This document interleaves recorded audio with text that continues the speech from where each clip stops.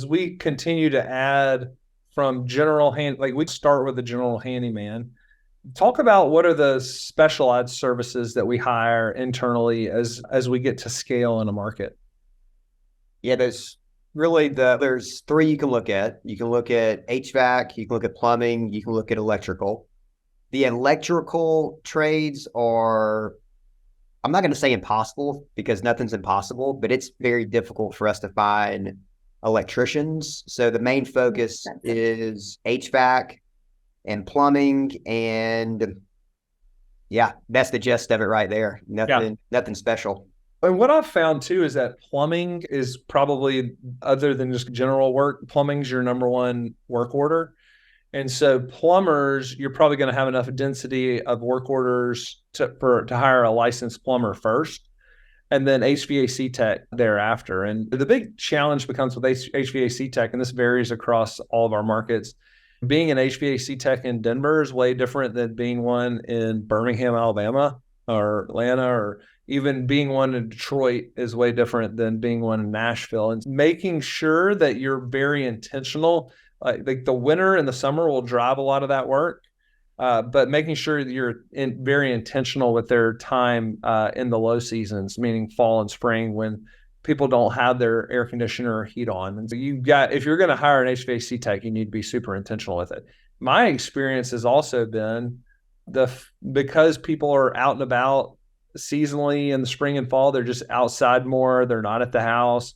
They're not flushing toilets. They're not stuck inside and punching holes in walls, that you get just less work orders, generally speaking, in the spring and fall. And so as you hire your own maintenance team, being very intentional about what they do with their time, saving things like external work that can wait a month or two to the spring or fall, where when it's 72 degrees and you would want to be outside working.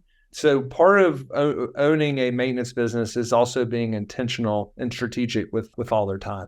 One thing that we have found, I think right now we're hiring, I think the number's up to 13 or 14 technicians. This is a mixture of general handymen, HVAC, and plumbers.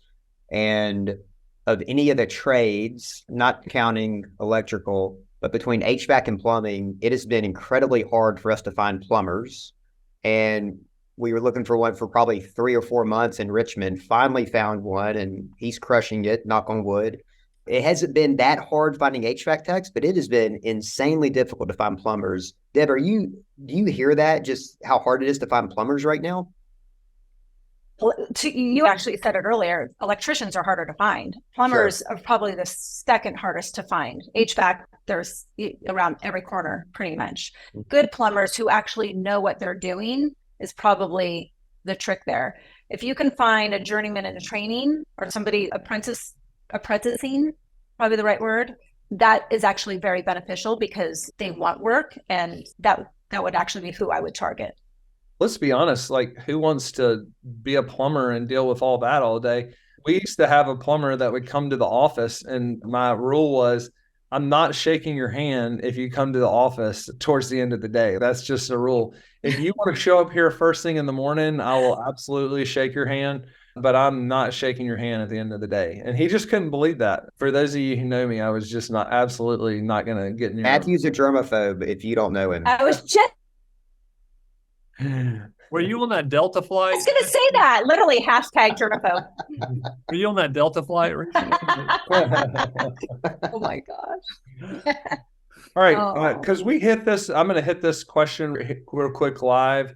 Brad wanted to know, how many properties are work orders per tech? So they said work orders per tech is about 5 to 6. The way I used to always think about it, and this was really in your tertiary markets, like your Birminghams, your Chattanoogas, your Little Rocks, which is where I am today, but about 300 homes is where I started thinking about hiring a general handyman. Maybe as you move north of 200, but I might be willing to do some other things with that handyman just to make it like at least break even. But then 300 homes is general handyman. About 500 is how I would think about a plumber. And then 700 to 800 is how I thought about HVAC technicians. When you get to a place like Atlanta, those numbers, you can throw them out the window, because having 800 homes all over Metro Atlanta is basically like a drop in the bucket in Metro Atlanta, and there's just way too much windshield time. So a lot of it has to do with the market and the level of density you have in that market.